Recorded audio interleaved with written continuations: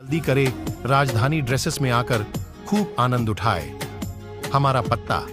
Annapurna laws, court के बाजू में, कैंप रोड, मालेगांव। सुन, कान खोल के सुन लो जितने भी लोग, अगर ये धंधा अगर कर रहे होंगे,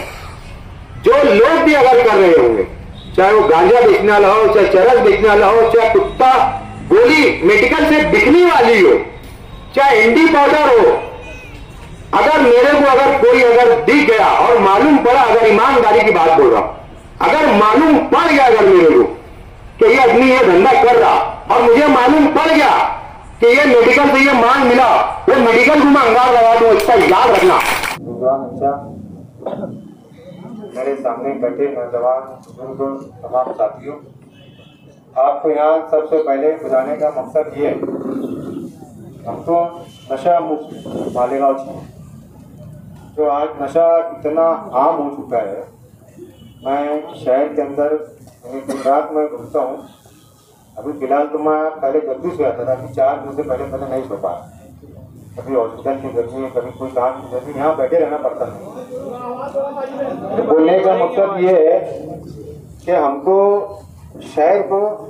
नशे से एकदम पाक और साफ करना है, और इसमें मेरे अकेले का काम नहीं, बल्कि मैं समझता हूँ पूरे शहर के लोगों का काम है। हर घर के हर फर्द का काम है, मेरे अकेले के घर का काम नहीं है। और अगर इस शहर के अंदर अगर पूरे मालेगांव को नशे से अगर मुक्त कराना है, और अगर मेरे अकेले की भी जरूरत है, तो इंशाल्लाह मैं हर घर तक जाऊंगा, ताकि हर घर का बच्चा, जितने भी लोग नशा करते, मेरे को आसिफ साहब से मैंने मशवरा किया हूँ, क्या इसी ऑफिस पे से हम लोगों को जो डॉक्टर है, चाहे वो मुंबई के डॉक्टर हो, चाहे नासिक के हो, चाहे धुलिया के हो, उन डॉक्टरों का जो न्यूरोलॉजिस्ट डॉक्टर जिसको बोला जाता है, जिनका इलाज होगा, वो इसी ऑफिस पे से जो नशे की वजह से जो लोग आज पागल हो चुके हैं और ना जाने कैसी कैसी हरकतें करते हैं, तो बाकायदा एड्रेस देके, डॉक्टरों का नाम देके यहाँ पे उस डॉक्टरों को बुलाया जाएगा और यहाँ से उनका ट्रीटमेंट इंशाल्लाह चालू किया जाएगा।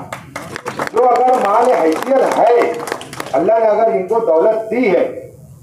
तो वो उनके पैसे से अगर कराना चाहे तो ठीक है, नहीं तो उनका भी इलाज कराने का हम लोग तैयार है। जहाँ तक उनको अगर लेके जाने की बात है, अगर कोई मुंबई जाना पड़े, नासिक जाना पड़े, चाहे पूना जाना पड़े, कहीं भी जाने की बात है अगर, तो इंशाल्लाह हमारा एक आदमी, ऑफिस का एक आदमी उनके घर के बच्चे के साथ जरूर जाएगा इंशाल्लाह। ये आप लोगों को मैं पहले ही बता दे रहा। और मेरी एक गुजारिश ये, सबसे पहली गुजारिश ये, मैं मीडिया के जरिए मैं बोलना चाहूँगा कि जितने भी मालेगांव के मुस्लिम अदारे हैं, जितने भी टीचर हजरात है, जितने भी स्कूलें हैं, आप टीचर हजरातों से, हेड मास्टरों से मेरी गुजारिश और अपील है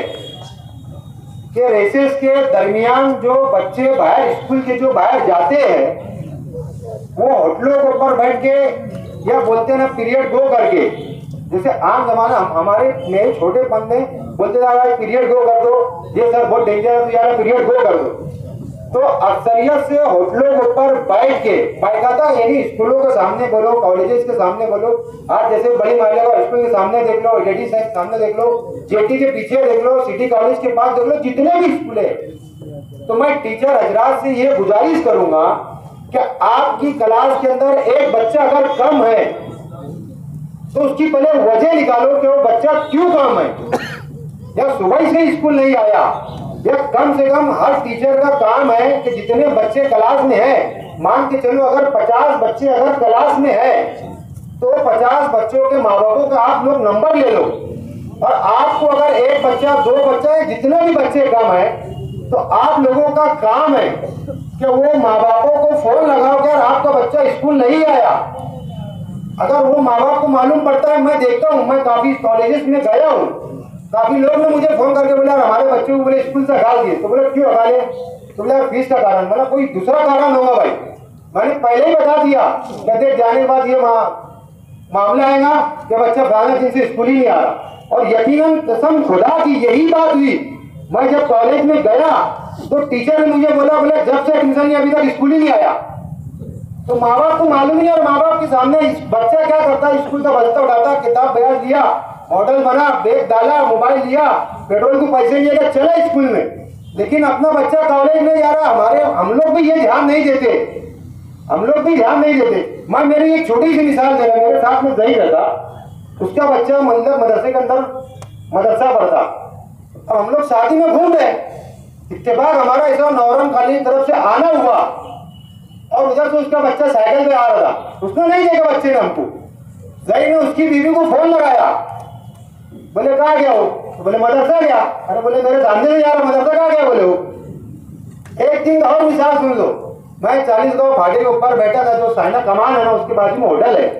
वहां बैठा मैं, कोई त्योहार का दिन था शायद,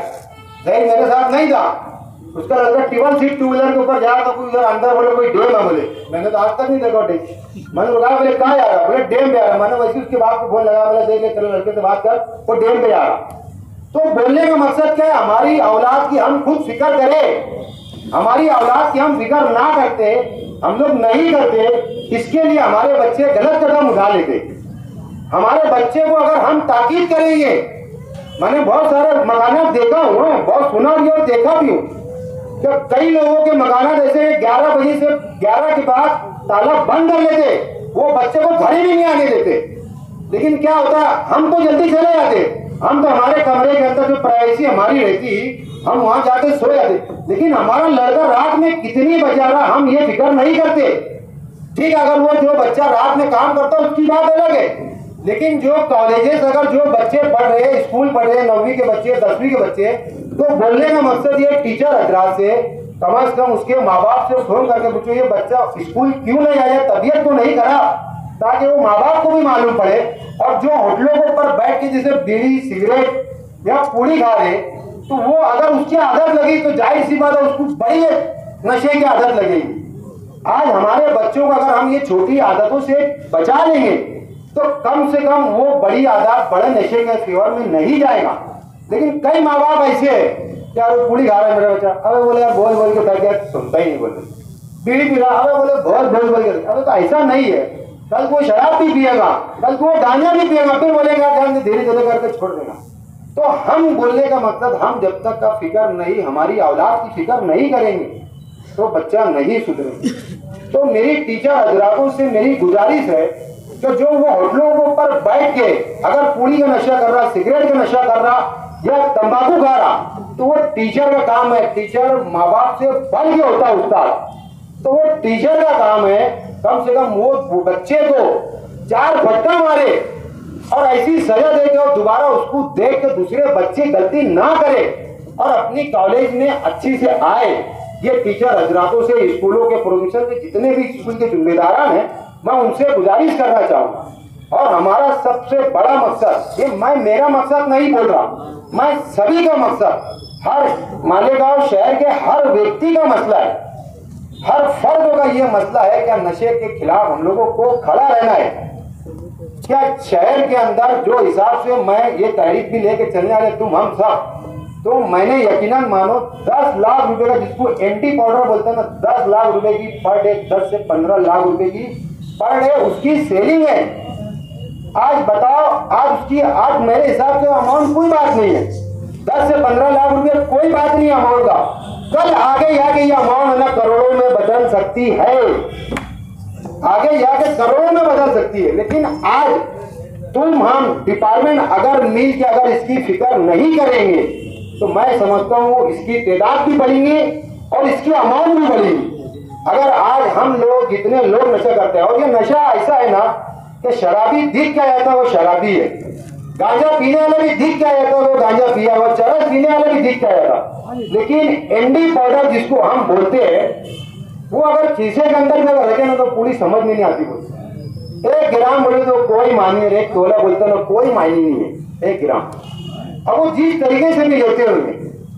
जिस तरीके से भी लेते होंगे, तो वो आदमी को आदमी पहचान नहीं पाता कि इसने नशा करा कि नहीं करा। यानी इतना खतरनाक नशा आप लोगों के लिए तो आम हो गया ना। अब मेरे माँ बाप को बोले मालूम ही नहीं पड़ेगा, चलो बोले एमपी लेके बोले। अब जवान बच्चे रहते क्या बोले उसने करा थे, उसको मालूम पड़ गया बोले उसने करा। हाँ, आजकल के बच्चे का क्या बात कर रहे हो, नशा करता बोले, जैसे बहुत भारी काम है,